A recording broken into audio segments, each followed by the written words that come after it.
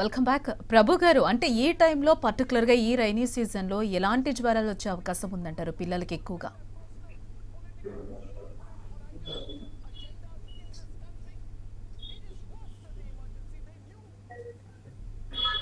Yes ప్రభు గారు. Yes, అంటే ఈ టైంలో పిల్లలకి ఎక్కువగా, అంటే మెయిన్గా ఈ రైనీ సీజన్లో ఎలాంటి ఫీవర్స్ వచ్చే అవకాశం ఉందంటారు ఎక్కువగా? ఎక్కువగా ఏంటంటే అమ్మా, ఇందాక డిస్కషన్ జరుగుతున్నట్టుగా వైరల్ ఫీవర్స్ అమ్మా, ముఖ్యంగా అప్పర్ రెస్పిరేటరీ ట్రాక్ట్ ఇన్ఫెక్షన్స్ కానివ్వండి, అది తప్పిస్తే lower respiratory tract infections. Upper respiratory tract infections తో చాలా జాగ్రత్తగా ఉండాలి. లోవర్ రెస్పిరేటరీ ట్రాక్ట్ ఇన్ఫెక్షన్ ఇంకా అప్పర్ రెస్పిరేటరీ ట్రాక్ట్ ఇన్ఫెక్షన్స్ ఉన్నాయంటే ముక్కు, గొంతు, ఆ ట్రాక్ మొత్తం గొంతు వరకు వచ్చేటువంటి సమస్యలు అప్పర్ రెస్పిరేటరీ ట్రాక్ట్ తీసుకుంటాం. ఆల్విలై, బ్రాంకియోల్స్ ఇవన్నీ వస్తే లోవర్ రెస్పిరేటరీ ట్రాక్ట్ LRTA కింద తీసుకుంటాం. ఈ సమస్యలతో చాలా కేర్ఫుల్ గా డీల్ చేస్తాం. ముఖ్యంగా గమనిస్తే పిల్లలలో వచ్చేటువంటి విష జ్వరాలలో వైరల్ ఫీవర్స్ లో డెంగ్యూ ఫీవర్ ప్రాముఖ్యత ఎప్పటి నుంచో సంతరించుకుంది. 2018లో మనం దగ్గర 4000 ప్లేటెడ్ కౌంట్ వరకు మనం ట్రీట్ చేయడం జరిగింది. 4000 ప్లేటెడ్ కౌంట్ వరకు కూడా ట్రీట్ చేశాం. దగ్గర 2018 మనకి 19 నుంచి కోవిడ్ స్టార్ట్ అయింది. 18లో హైయెస్ట్ నెంబర్ మన దేశం చూసింది, మన రాష్ట్రం చూసింది. ముఖ్యంగా హైదరాబాద్ స్కూల్స్ లో పిల్లలు కూడా చనిపోయారు.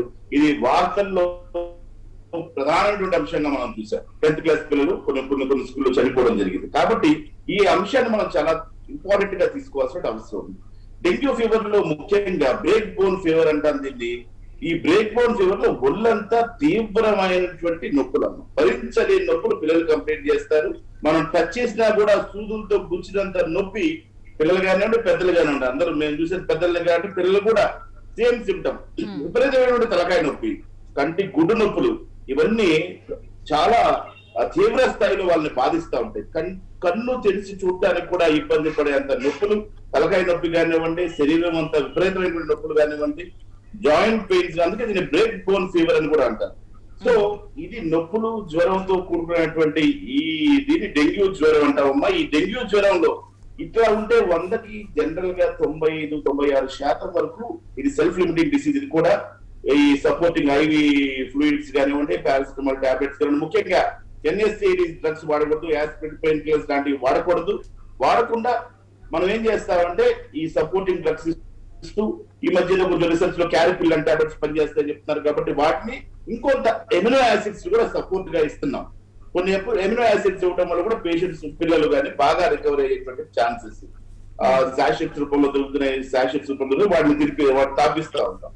ఇది ఒక ఎత్తు అయితే, ఎప్పుడైతే కొంతమందిలో డెంగ్యూ షాక్ సిండ్రోమ్ ప్లేట్లెట్ కౌంట్లు 30,000 కంటే తగ్గిపోతాయో, జనరల్ గా normal range of plated count వచ్చేసి 1,50,000 నుంచి 4 లక్షల వరకు ఉంటాయి. 150 to 4 lakhs. కొంతమంది ఏంటంటే ఒక 140 వచ్చిన 1,40,000 వచ్చినా కూడా కంగారు పడుతూ ఉంటారు. ఒక రూపాయి అటు ఇటు అని చెప్పినట్టుగా తక్కడ బిక్కడ లెక్కల్లాగా ఇక్కడ కూడా మనం ఒక ల్యాబ్ ఇవ్వచ్చు. తర్వాత ఈ టెస్టులు కూడా క్రమేపీ చేస్తూ పోతా ఉంటాం. ఇదేంటంటే ఒక 10,000 అటు ఇటు బోర్డర్ లైన్ లో నార్మల్ రేంజ్ లో తీవ్రంగా తగ్గినాయి అంటే 30,000 తగ్గితే గానీ మనం సీరియస్ గా తీసుకోము. అప్పటి వరకు ఒక 50,000 పైన వరకు కూడా ఐవి ఫ్లూయిడ్స్, చక్కటి మేనేజ్మెంట్ సరిపోతుంది. 30,000 తగ్గిన దగ్గర నుంచి జనరల్ గా గైడ్ లైన్స్ అయితే 10,000 దగ్గర నుంచి ప్లేట్లెట్ ఎక్కించమని చెప్తా ఉంది. ఈ ప్లేటెట్లు కూడా అదొక విన్యాసం, ప్రజలు పరిగెడతా ఉంటారు. ప్రతి ఒక్కరికి కూడా తెలిసిన ప్లేటెట్, నాకు ప్లేటెట్ ఎక్కించుకుని డాక్టర్లకు అడ్వైజ్ ఇస్తా ఉంటారు. పేషెంట్లు కానివ్వండి, వాళ్ళ బంధువులు కానివ్వండి, ప్లేటెట్ ఎక్కించుకోవాలంటారు. కొన్ని సందర్భాల్లో ప్లేటెట్ ఎక్కించడం కూడా నష్టం జరుగుతుంది. పేషెంట్లకి ఇమ్యూన్ మెకానిజం సరిగ్గా వర్క్ చేయకుండా మనమే ఆపిన వాళ్ళం అవుతుంటాం.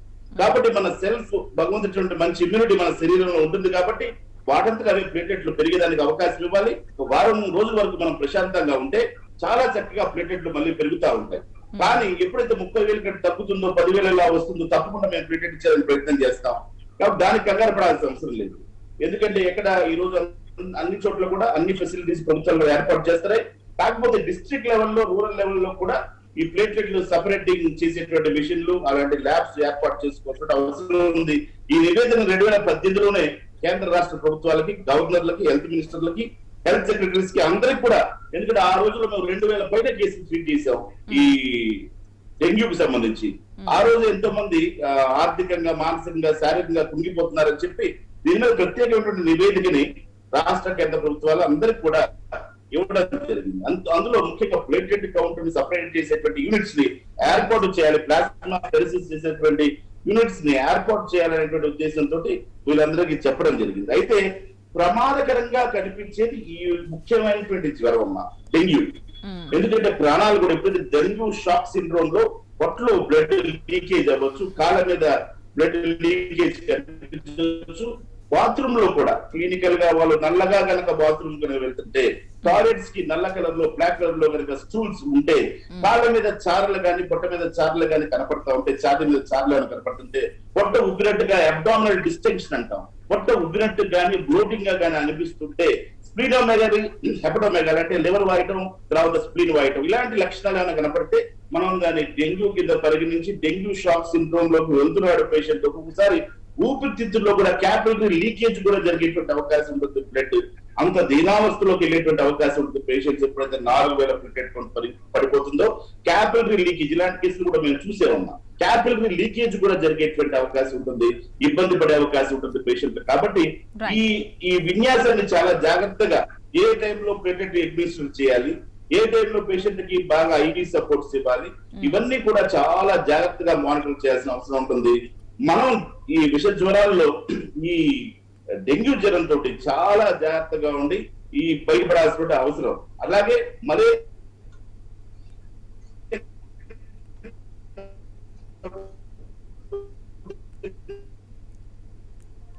రైట్ ప్రభాకర్, మీ ఆడియో డిస్టర్బెన్స్ ఉంది, సిగ్నల్ ప్రాబ్లం ఉన్నట్టుంది. ఎస్ షర్మిల గారు చెప్పండి.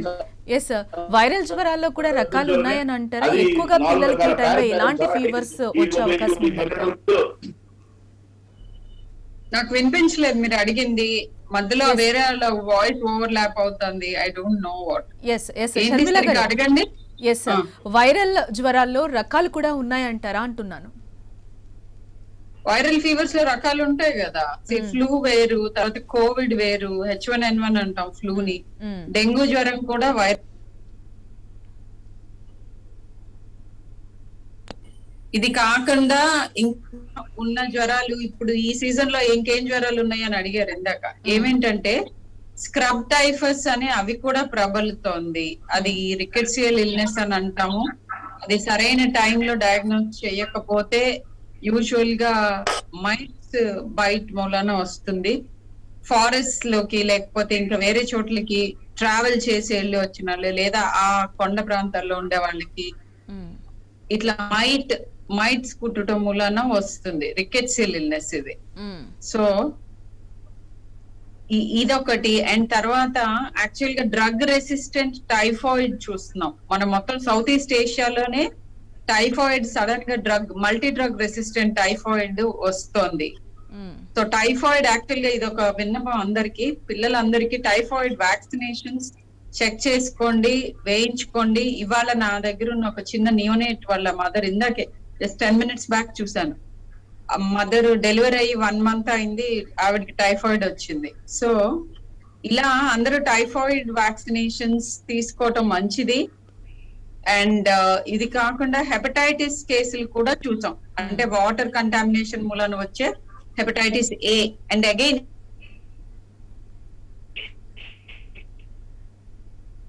చెక్ చేసుకోండి.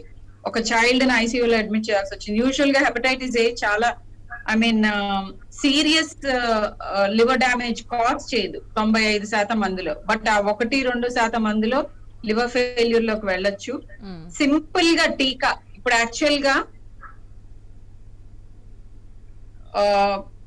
వినిపిస్తోందండి? ఎస్ మాట్లాడండి షర్మిల గారు, వినిపిస్తోంది. ఇప్పుడు యాక్చువల్ గా హెపటైటిస్ A టీకా ఇది వరకు 2 doses 6 months అపార్ట్ వ్యాక్సిన్ ఉండేది. కొత్తగా లైవ్ వైరల్ వ్యాక్సిన్ వచ్చింది, అది సింగిల్ డోస్ సరిపోతుంది. సో ఇవన్నీ వ్యాక్సిన్ ప్రివెంటబుల్ ఇల్నెసెస్ ఏవైతే ఉన్నాయో వాటన్నిటికీ టంచనగా టీకాలు తీసుకోవడం is very important. And fevers అన్నిటికీ డాక్టర్ దగ్గరికి వెళ్ళాలి.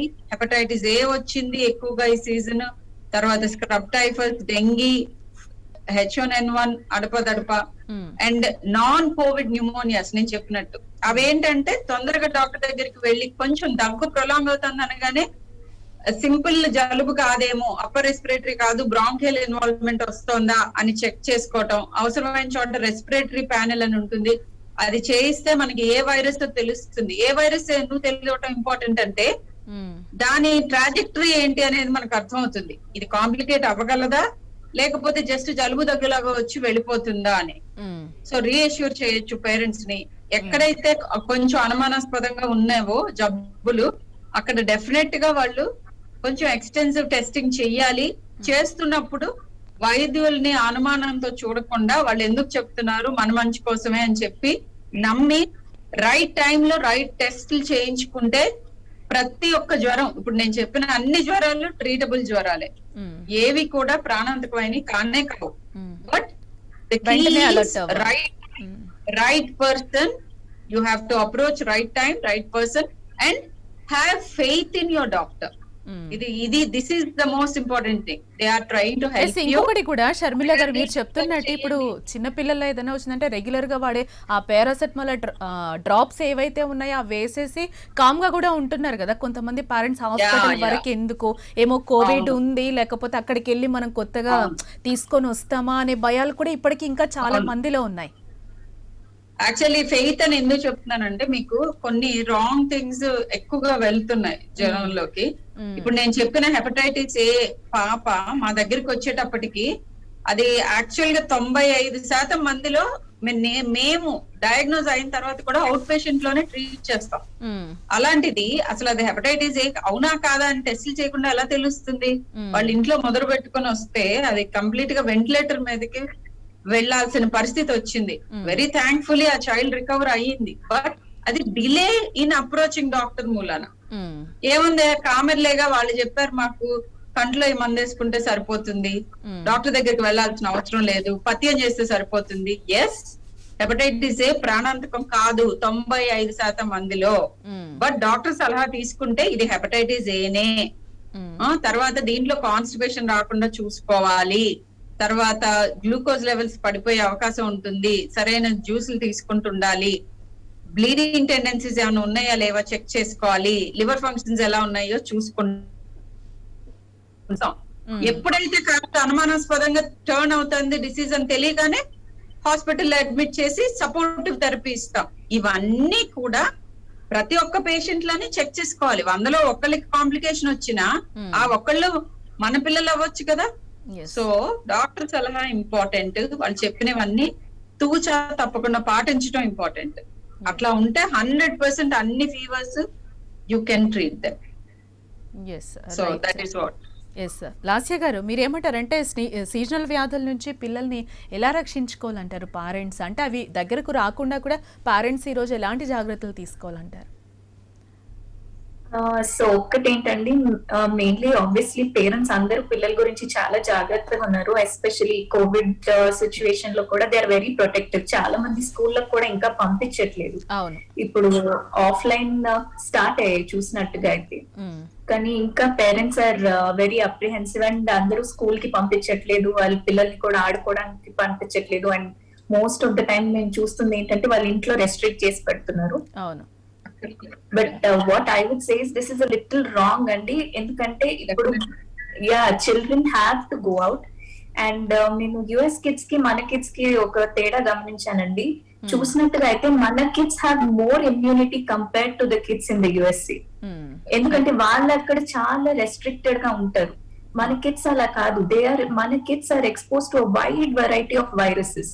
వాళ్ళు చిన్నప్పటి నుంచి చాలా రఫ్ అండ్ టఫ్ గా, అంటే మన క్లైమేట్ కానీ మన కండిషన్స్ కానీ అండ్ ఏమన్నానండి డ్యూ టు వేరియస్ రీజన్స్ వాళ్ళు ఎక్స్పోజర్ ఎక్కువ, బయట ఎక్కువ తిరుగుతారు, మన పిల్లలు ఆడుకుంటారు, రఫ్ అండ్ టఫ్ గా పెంచుతారు. దీని వల్ల పిల్లల్లో ఇమ్యూనిటీ అనేది పెరుగుతుంది. సో మీరు మరీ రెస్ట్రిక్ట్ చేసి పెడితే వాళ్ళు సెన్సిటివ్ అయిపోయి రేపు ఏ వైరస్ ని కూడా వాళ్ళు తట్టుకోలేరు. మోర్ ఓవర్ ఇప్పుడు పిల్లల్లో ఎస్పెషల్లీ ఏసీ ఇన్హిబిటర్స్ అనేవి కొంచెం ఎక్కువగానే ఉంటాయి. దీని వల్ల కోవిడ్ తో వాళ్ళు ఎక్కువగా ఎఫెక్ట్ అవ్వరు. సో కోవిడ్ గురించి కూడా మీరు పెద్దగా టెన్షన్ పడాల్సింది ఏం లేదు. మామూలుగా టైమ్లీ మీరు డాక్టర్స్ దగ్గర తీసుకొచ్చినట్టుగా అయితే కోల్డ్ కఫ్ లాగానే వీళ్ళకి ట్రీట్ అవుతున్నారు. Covid is something which is treatable especially in kids. So వీళ్ళని ఎక్కువగా రెస్ట్రిక్ట్ చేయకండి. You have to send them out. వాళ్ళని ఆడుకోవడానికి పంపించండి, వాళ్ళని స్కూల్ కి పంపించండి.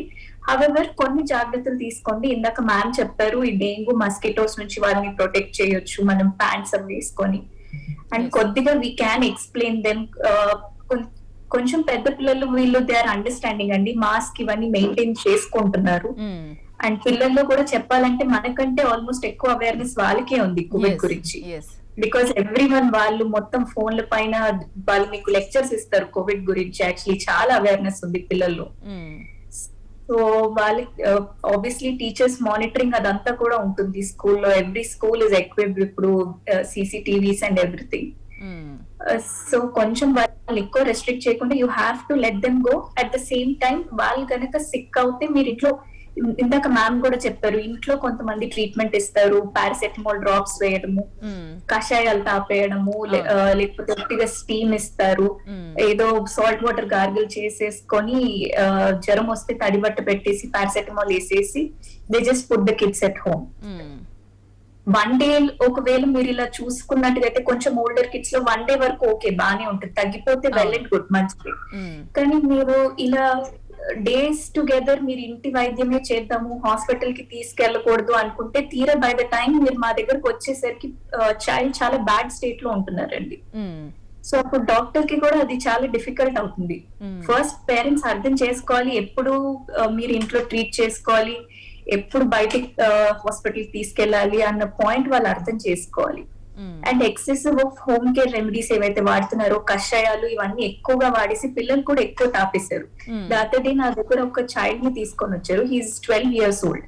చూస్తే అతని గొంతు అంతా బాగా ఎర్రగా, ఆల్మోస్ట్ మ్యూకోస్ అంతా చాలా డామేజ్డ్ అయిపోయి ఉంది. నేను రిపీటెడ్ గా అడిగాను ఏం ఇస్తున్నారు బాబుని అంటే, పొద్దున్నే లేవగానే కంపల్సరీ వేడి నీళ్ళలో ఒక 2 glasses ఆఫ్ కషాయం తాపుతున్నారంట ఆ పిల్లోడికి. అయ్యో. సో దాని వల్ల పిల్లోడు literally pharyngeal wall, posterior pharyngeal wall mucosa అంతా చాలా డామేజ్డ్ గా ఉంది. లైక్ అంత చిన్న చైల్డ్ లో ఐ డెంట్ అండర్స్టాండ్ ఎందుకు అంతకన్నా డామేజ్ అవ్వాల్సిన అవసరం లేదు. ఇంకొకటి లాస్య గారు మీరు చెప్తున్నారంటే కషాయం అంటే అందరి పిల్లలకి కూడా, అందరి చైల్డ్స్ కి కూడా ఇవ్వలేం కదా. ఇప్పుడు 0 to 12 months ఉంటారు, 12 to 24 months ఉంటారు, లేకపోతే 18 months ఉంటారు. అవి కషాయాలు తాగిపిస్తే కరెక్ట్ కాదేమో కదా, ఖచ్చితంగా డాక్టర్ సజెషన్ తీసుకోవాలేమో. యా డెఫినెట్లీ అండి. ఆబ్వియస్లీ వీళ్ళు ఏం చేస్తున్నారంటే వాళ్ళు డాక్టర్ సజెషన్ కి పెద్ద వాల్యూ ఇవ్వట్లేదండి. వాళ్ళు కషాయాలు పిల్లలకి డ్రాప్స్ లాగా వేసేస్తున్నారు. చాలా మంది పారాసెటమాల్ డ్రాప్స్ ఎలా ఇస్తున్నారు అలానే డ్రాపర్స్ లో తీసుకొని కషాయం కూడా డ్రాప్స్ లాగా వేస్తున్నారు. అండ్ పెద్దవాళ్ళు అయితే ఇంకా అది ఏకదాటిగా కషాయాలు తాగుతున్నారు. ఇంకా స్టీమ్ ఇన్హలేషన్ అయితే చెప్పాల్సిన పని లేదు. మార్నింగ్ ఒక 2-3 సార్లు, సాయంత్రం ఒక 2-3 సార్లు అదే పనిగా స్టీమ్ తీసుకుంటున్నారు. సో బికాస్ దే థింక్ ఇవన్నీ స్టీమ్ తీసుకుంటే మాకు కోల్డ్ తగ్గిపోతుంది. వీళ్ళు కొన్ని థింగ్స్ అర్థం కావండి. స్టీమ్ అనేది మనకి జస్ట్ ముక్కు నుంచి మాక్సిమం గొంతు వరకే వెళ్తుంది, లంగ్స్ వరకు స్టీమ్ వెళ్ళదు. ఆ particle size are not that small that they go to the lungs. At the same time పిల్లలకి కూడా ఇస్తున్నట్టున్నారు ఆ నెబులైజర్స్ అనేవి, అవి కూడా ఓన్ గా ఇంట్లోనే పెట్టేసుకోవడం, ఎందుకు హాస్పిటల్ వరకు వెళ్ళడం. Yeah correct. ఈ చాలా మటుకు ఇవి కూడా అవుతున్నాయండి మా దగ్గర. పిల్లలకి ఇలా స్టీమ్ ఇచ్చి వాళ్ళు చిన్న చిన్న పిల్లలు వేడి బౌల్స్ పైన వాళ్ళు డైరెక్ట్ వాటర్ వేడి చేసి ఇవ్వడంతో వాళ్ళ చేతులు బర్న్ అవ్వడము, ఇవన్నీ కూడా చాలా కేసెస్ చూస్తున్నాము. సో డెఫినెట్లీ నెబులైజేషన్ మీరు ఇవ్వాలనుకుంటే లంగ్స్ లో ఏమైనా అబ్నార్మాలిటీ ఉంది, మీ పీడియాట్రిషియన్ సజెస్ట్ చేస్తే అప్పుడు ఇవ్వాలి. మీరు సొంత డెసిషన్ గా చాలా మంది నెబులైజేషన్ లో కూడా వాళ్ళే డిసైడ్ చేసేసుకుంటారు, వెళ్ళి స్టెరాయిడ్ తెచ్చేసుకుంటున్నారు. బడికాట్ అదొకటి తెలుసు చాలా మందికి, ఒక కార్టికో స్టెరాయిడ్ ఒకటి తెచ్చుకొని ఇంట్లో ఉన్న నెబులైజేషన్ మెషిన్ లో వేసేసి కొంచెం వాళ్ళకి బేబీ సౌండ్ వినిపిస్తున్నా ఏదొచ్చినా ఏజ్ తో సంబంధం లేకుండా కూర్చోబెట్టి నెబులైజేషన్ ఇచ్చేస్తున్నారు. సో మెయిన్లీ ప్రాబ్లం ఎక్కడ వస్తుంది అంటే, మీరు మొత్తం గూగుల్లో వెతికేసి హోమ్ ట్రీట్మెంట్ చేసేద్దాము, హాస్పిటల్ కి తీసుకెళ్లొద్దు, ఇంట్లోనే చేసుకున్నాము, డాక్టర్స్ అయితే మళ్ళీ ఇంకేదేదో చెప్తారు అన్న రాంగ్ కాన్సెప్ట్ లో చాలా మంది ఉన్నారండి. అండ్ డాక్టర్స్ దగ్గరకు వచ్చేసరికి కూడా కాంప్లికేట్ ఎందుకు అవుతుంది అంటే, మీరు డీలే చేస్తున్నారు. మీరు ఇంట్లో ఏదేదో ఇచ్చి ఏదేదో ట్రై చేసి లాస్ట్ మూమెంట్ వరకు మీరు వచ్చినప్పుడు ఆబ్వియస్లీ కేసు కాంప్లికేటెడ్ అవుతుంది. కాంప్లికేట్ అవుతుంది. దానికి తోడు వైరల్ నిమోనియా లోపల ఉంటుంది. నిమోనియా వల్ల పేషెంట్ చచ్చిపోతాడు అక్కడికే. మొన్న కూడా జనగాంలో ఒక ఇన్ఫాంట్ కూడా ఇట్లా జరిగింది. ఇంట్లో అన్ని చేయాల్సిన మతలబులన్నీ చేశారు, తర్వాత హాస్పిటల్ తీసుకొచ్చారు. ఆల్రెడీ వైరల్ నిమోనియా లంగ్స్ లో పేరుకుపోయింది. గాలి పీల్చుకునే పరిస్థితి వచ్చేసింది పేషెంట్ కి. ఆ చిన్న బాబుకి గాలి పీల్చుకునే పరిస్థితి వచ్చేసింది. ఆ తర్వాత ఆ బాబు అతి తక్కువ టైంలోనే చనిపోయారు. చనిపోయిన తర్వాత డాక్టర్ల మీద హాస్పిటల్ మీద దాడి చేయడానికి ప్రజలు బంధువులు అందరూ కలిసి తర్వాత సెటిల్మెంట్ అని ఈ రౌడీ మాఫియాలందరూ కలిసి హాస్పిటల్ మీద దాడి చేస్తారు. కాబట్టి మీరు క్రిటికల్ స్టేజ్ లేటర్ స్టేజ్ వచ్చేస్తే రైట్ టైంలో యాంటీబయోటిక్ ఏదైతే మీ లక్షణాలను బట్టి ఊపిరితిత్తులో ఉన్నటువంటి సమస్యను బట్టి డాక్టర్ల స్టెథోస్కోప్ తో విని ఆ ఇన్ఫెక్షన్ ఎంత వరకు వచ్చింది, ఎంత వరకు ఉంది, అప్పర్ రెస్పిరేటరీ ట్రాక్ట్ లో ఉందా లేదు లోవర్ రెస్పిరేటరీ ట్రాక్ట్ ఏమైనా ఎంటర్ అయిందా, ఇది మలేరియా జ్వరమా, టైఫాయిడ్ జ్వరమా, ఎటువంటి జ్వరం ఇది, డెంగ్యూ జ్వరమా అని పరీక్షలు చేసి ఆ పరీక్షల ప్రకారంగా జాగ్రత్తగా కావాల్సినటువంటి వైద్యాన్ని ముఖ్యంగా చిన్నపిల్లలు అయితే అప్రోప్రియేట్ యాంటీబయోటిక్ సెలెక్షన్, ఏ యాంటీబయోటిక్ పడుతుంది, తర్వాత యాంటీబయోటిక్స్ వేసిన తర్వాత మోషన్స్ అయ్యే అవకాశం ఉంటుంది కాబట్టి చిన్న పిల్లలకి వాళ్ళకి కావాల్సినటువంటి మళ్ళీ ప్రీప్రోబయోటిక్స్ యాడ్ చేయడానికి డాక్టర్లు చేయాల్సిన పని అంతా చేయడానికి అవకాశం ఉంటుంది. లేటర్ స్టేజ్ ఎప్పుడైతే వైరల్ న్యూమోనియా లాంటివి ఊపిరితిత్తులోకి ఇన్ఫెక్షన్స్ లాంటివి వచ్చిన తర్వాత పేషెంట్ ని హాస్పిటల్ తీసుకుని వచ్చినా కూడా మొత్తం రెండు ఊపిరితిత్తుల్లో నీళ్లు చేరిపోయిన తర్వాత న్యూమోనియా వచ్చేసిన తర్వాత డాక్టర్లు కూడా ఏం చేయలేని పరిస్థితి వచ్చేటువంటి అవకాశం ఉంటుంది. ముఖ్యంగా మనకి ఇటువంటి సీజన్స్ లో వైరల్ ఇన్ఫెక్షన్స్ ఉన్నటువంటి సందర్భాల్లో వాటర్ కంటామినేషన్ కాకుండా చూసుకోవాలి. కాచి చల్లార్చినటువంటి నీళ్లు తాగడానికి ప్రయత్నం చేయాలి. డయేరియా లాంటివి కనుక వస్తే గ్రామీణ ప్రాంతాల్లో అయితే చిటికెడు ఉప్పుడు చాయడు పంచుతారా వేడి కాచి నీళ్ళల్లో కలుపుకొని, లేదు హైదరాబాద్ లాంటి సిటీలు ఇతర సిటీలో అయితే ఎలక్ట్రాల్ పౌడర్ దొరుకుతూ ఉంటాయి. ఇమీడియట్ గా అవి పట్టించడం స్టార్ట్ చేయాలి. ఎలక్ట్రాల్ పౌడర్ కానివ్వండి, ఇతర పౌడర్స్ అవైలబుల్ ఉంటాయి. ఓఆర్ఎస్ సాషెట్స్ అని ప్రభుత్వ ఆసుపత్రులు గ్రామీణ ప్రాంతాల్లో ఓఆర్ఎస్ సాషెట్స్ ని అవైలబిలిటీ లో ఉంచుతారు. వాటిని కంటిన్యూస్ గా తాపుతూ ఉండాలి ఈ డయేరియా ఆపడం కోసం. అదే విధంగా మీరు గమనిస్తే ఇప్పుడు వచ్చేటువంటి డెంగ్యూ జ్వరాలతో చాలా జాగ్రత్తగా, దానికి కారణం డెంగ్యూ కానివ్వండి, మలేరియా కానివ్వండి, ఇతర వైరల్ ఇన్ఫెక్షన్స్ కానివ్వండి, వీటన్నిటికీ దోమలు చాలా ఇంపార్టెంట్. కాబట్టి చిన్న దోమే మన ప్రాణాన్ని హరిస్తుంది. కాబట్టి దోమల్ని అరికట్టడానికి మున్సిపాలిటీలు కానివ్వండి, మండలాలు కానివ్వండి, వాటిలో శుభ్రంగా బ్లీచింగ్ చేయటం, దోమలు చచ్చిపోయే విధంగా ప్రయత్నాలు చేయటం, మురుగు నీరు ఉండకుండా జాగ్రత్తగా చూసుకోవటం, కొబ్బరి టెంకాయల్లో వాటర్ స్టోర్ కాకుండా చూసుకోవటం, అట్లాగే టైర్లు, తర్వాత ఇళ్లలో ట్యాంకుల్లో వాటర్, ఇలాగా అనేక ప్రదేశాల్లో ఈ బ్రీడింగ్ పాయింట్స్ ఉంటాయి కాబట్టి వాటిని డిస్టర్బ్ చేయటం, వాటిని పాడు చేయటం. అదే విధంగా ఇదివరకు ఫాగింగ్ చేసేవాళ్ళు, ఇప్పుడు చేస్తారో తెలియదు. ఈ మధ్య ఫాగింగ్ కూడా కొంచెం డిఫరెంట్ స్టైల్లో చేస్తారు. ఫాగింగ్ మిషన్ పట్టుకుని ఇంటికి వచ్చారు. ఇప్పుడు ఏంటంటే రోడ్డు మీద దోమలు లేపి ఇంట్లోకి పంపుతున్నారు. ఏంటంటే బండి మీద కూర్చుంటున్నారు, ఫాగింగ్ మిషన్ పట్టుకుని వెళ్తున్నారు. వాళ్ళు రోడ్డు మీద జరుగుడు మనం వెళ్ళిపోయేసరికి ఒక ట్రిప్ ఆ ఏరియా అంతా కవర్ అయిపోయింది అనుకుంటారు, కానీ రోడ్డు మీద దోమలన్నింటిని నిద్ర లేపి శుభ్రంగా ఇళ్లలోకి పంపుతున్నారు. ఇదివరకు ఏం చేసేవాళ్ళు, ఫాగింగ్ చేస్తే ఇళ్లలోకి వచ్చి ఈ మిషన్ ని కాసేపు ఆపేవాళ్ళు. అలాంటి లేకుండా రోడ్డు మీద ఫాగింగ్ చేస్తారు. కాబట్టి ప్రభుత్వాలు కానివ్వండి, ఈ మండల్స్ లో ఉన్నటువంటి వాళ్ళు కానివ్వండి, లేదు ఇలాగ రకరకాల గ్రామీణ పంచాయతీల్లో కానివ్వండి, వీళ్ళందరూ కూడా ప్రాపర్ గా బ్లీచింగ్, ప్రాపర్ గా ఈ గ్యాంబిలియా ఫిష్ బాల్స్ వాటిలో జరుగుతూ ఉంటారు ఈ లార్వీ చచ్చిపోవడానికి, ఈ మస్కిటోస్ ప్రివెన్షన్ కి. అదేవిధంగా మనందరం కూడా ఇళ్ళకి తప్పకుండా మెషలు పెట్టుకోవడం ద్వారా లోపలికి దోమలు రాకుండా ఉంటాయి. మెషల్లో ఒకటి అలవాటు చేసుకోవడం. అదేవిధంగా ఇందాక మేడం గారు చెప్పేట్టుగా మస్కిటో నెట్స్, ఫారిన్ కంట్రీస్ లో అయితే ఆఫ్రికాలో ఎక్కువ మలేరియా జ్వరాలు వస్తాయి కాబట్టి వాళ్ళు మెడికేటెడ్ మస్కిటో నెట్స్ ఇస్తూ ఉంటారు. మనం కూడా అలాంటి మెడికేటెడ్ మస్కిటో నెట్స్ ప్రవేశపెట్టచ్చు. ఇలాంటి మెడికేటెడ్ మస్కిటో నెట్స్ ప్రవేశపెట్టడం ద్వారా దోమలు ఏమైనా వస్తే చచ్చిపోయే అవకాశం ఉంటుంది. కాబట్టి మస్కిటో నెట్స్ వాడటం, దోమతెరలు వాడుకోవటం, మెషలు పెట్టుకోవడం, దోమలు రాకుండా చూసుకోవడం, మురుగుడు లేకుండా చూసుకోవడం. ముఖ్యంగా దోమల్ని ఇంకొంతమంది ఏంటంటే కాయిల్స్ పెట్టుకుంటుంటారు, కాయిల్స్ ఓడమాస్ రాసుకుంటుంటారు. స్కిన్ ఎలర్జీస్ ఉన్న వాళ్ళు జాగ్రత్త పడాలి. అదేవిధంగా ఈ మస్కిటో కాయిల్స్ పెట్టుకున్న కొంతమందికి ఊపిరితిత్తుల ఎలర్జీ వచ్చేటువంటి అవకాశం ఉంటుంది. దాంతో కూడా చాలా జాగ్రత్త. రకరకాలుగా ఈ స్ప్రేలు చాలా రిపెల్లెంట్స్ ఉన్నాయి, మస్కిటోస్ కి ఎగ్నెస్ట్ గా వాడుతున్నాయి. వాటన్నిటిని మనకి హాని జరగకుండా, ఎందుకంటే ఈ ఆర్థ్రోపోడ్ ఇన్ఫెక్షన్స్ తోటి మనం మొట్టమొదటి పోరాడుతా ఉన్నాం. ఎప్పటి నుంచో పోరాడుతా ఉన్నాం, కానీ పైచేయి ఎప్పుడు వాడిదే ఉంది ఆర్థ్రోపోడ్ ఇన్ఫెక్షన్స్. ఎందుకంటే ఆ కీటకాలు చంపడం కోసం మనం అనేకమైనటువంటి కెమికల్స్ తయారు చేసి ఆ కెమికల్స్ లో మనం ఇప్పుడు చచ్చిపోతా ఉన్నాం. కాబట్టి దాన్ని చాలా జాగ్రత్తగా డీల్ చేస్తూ ఆ కెమికల్స్ వల్ల మనకు నష్టం జరగకుండా, దోమల చక్రాలు అనుకోండి, దోమల చక్రాల్లో ఆ పొగల వల్ల మనకే ఎలర్జిక్ ఆస్తమా వచ్చేటువంటి అవకాశం ఉంటుంది, ఇతర ఆరోగ్య సమస్యలు వచ్చేటువంటి అవకాశం ఉంటుంది. కాబట్టి వీటన్నింటినీ దృష్టిలో పెట్టుకుని మస్కిటోస్ ని మనం ఏ విధంగా రిపెల్లెంట్స్ వాడుకోవాలి, మస్కిటోస్ రాకుండా ఏ విధంగా చూసుకోవాలి, వాటర్ కంటామినేషన్ కాకుండా ఎలా చూసుకోవాలి, ఫుడ్ కంటామినేషన్ కాకుండా, అంటే ఆహారం పొల్యూట్ కాకుండా, ఆహారం పాడైపోకుండా అప్పటికప్పుడు వండినటువంటి ఫ్రెష్ ఆహారాన్ని తింటాం.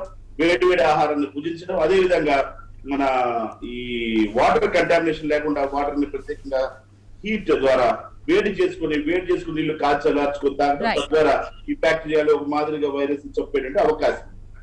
Yes right. షర్మిల గారు, ఫైనల్ గా అంటే పిల్లల్లో రెగ్యులర్ గా ఈ ఫీవర్ వస్తే దాన్ని ఏ విధంగా చూడాలని అంటారు మనం?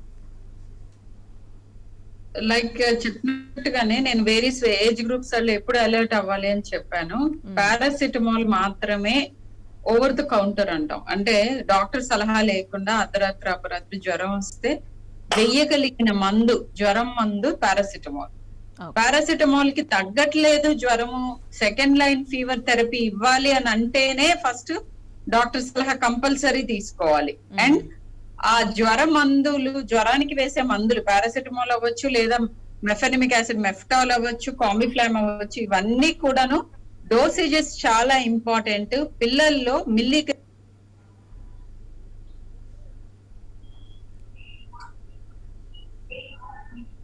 మిల్లీగ్రామ్ లో పరంగా ఇస్తూ ఉంటాము డోసేజెస్.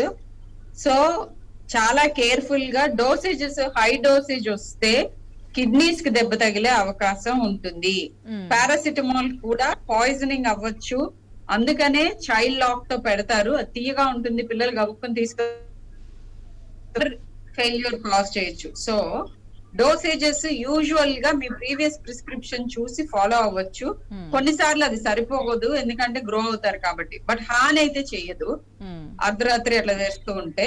అండ్ పారాసిటమాల్ కాకుండా వేరే అవసరం పడ్డప్పుడు కంపల్సరీ డాక్టర్ ని సంప్రదించండి. అది అండ్ వైరల్ జ్వరాలే అని అనుకుని ఇంట్లో కూర్చోకుండా జ్వరంతో పాటు ఏ ఇతర సిమ్టమ్ ఉన్నా గానీ ఒక వీడియో కన్సల్ట్ అట్లీస్ట్ అడ్వైజబుల్ పిల్లలందరికీను ఈ సీజన్ లో పర్టికులర్లీ.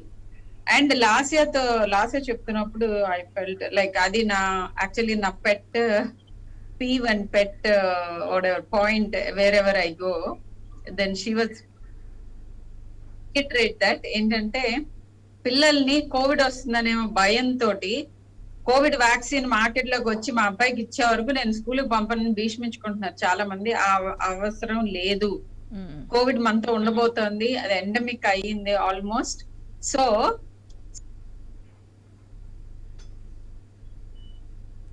స్కూల్స్ కి పంపకుండా సైకలాజికల్ గా చాలా దీన స్థితిలోకి చేరుతున్నారు పిల్లలందరూ కూడాను, అఫ్ కోర్స్ పెద్దవాళ్ళు కూడా. But I'm more worried about children being a paediatrician.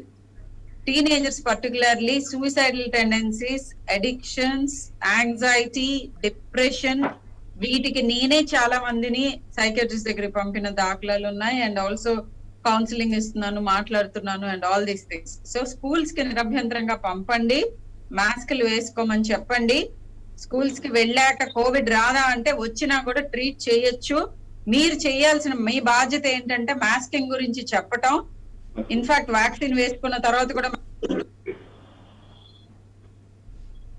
ఇంకొక వెరీ ఇంపార్టెంట్ థింగ్ ఏంటంటే స్కూల్స్ కి పంపిస్తూ స్కూల్స్ కి వెళ్ళినప్పుడు జ్వరాలు గాని, జలుబులు గాని, దగ్గులు గాని ఏ సిమ్టమ్స్ వచ్చినా డాక్టర్ని అప్రోచ్ అవ్వండి. అన్ని ట్రీటబుల్ ఉంటాయి, రైట్ టైంలో రండి, సింపుల్. సో వేరే ఏ వ్యాధి లక్షణాలు ఉన్నా కూడా నెగ్లెక్ట్ చెయ్యొద్దు, అది ఇంపార్టెంట్ మంత్రం అది. Yes right. లాస్య గారు, ఫైనల్ గా మీరు ఏం చెప్తారు ఈ సీజనల్ డిసీజెస్ కి సంబంధించి? సో మ్యామ్ సార్ అన్ని చెప్పారండి. I would just like to add ఏంటంటే మీరు టైమ్లీ ట్రీట్మెంట్ తీసుకోండి. మీరు ఇంట్లో గూగుల్ చూసి మీరు ట్రీట్మెంట్ చేసుకోకండి, మీ సైన్స్ సింప్టమ్స్ చూసుకొని కరెక్ట్ టైంకి వచ్చి కరెక్ట్ కొన్ని టెస్ట్ చేసుకొని కరెక్ట్ ట్రీట్మెంట్ తీసుకోండి. That is what I would say. Yes right. Thank you so much అండి అందరికీ డిబేట్లో పార్టిసిపేట్ చేసినందుకు. లాస్య గారు, అలాగే షర్మిల గారు, ప్రభు గారు. ఇది వాళ్ళ డిబేట్. రేపటి డిబేట్లో మళ్ళీ కలుద్దాం. స్టేట్ ఇంటూ ఆయన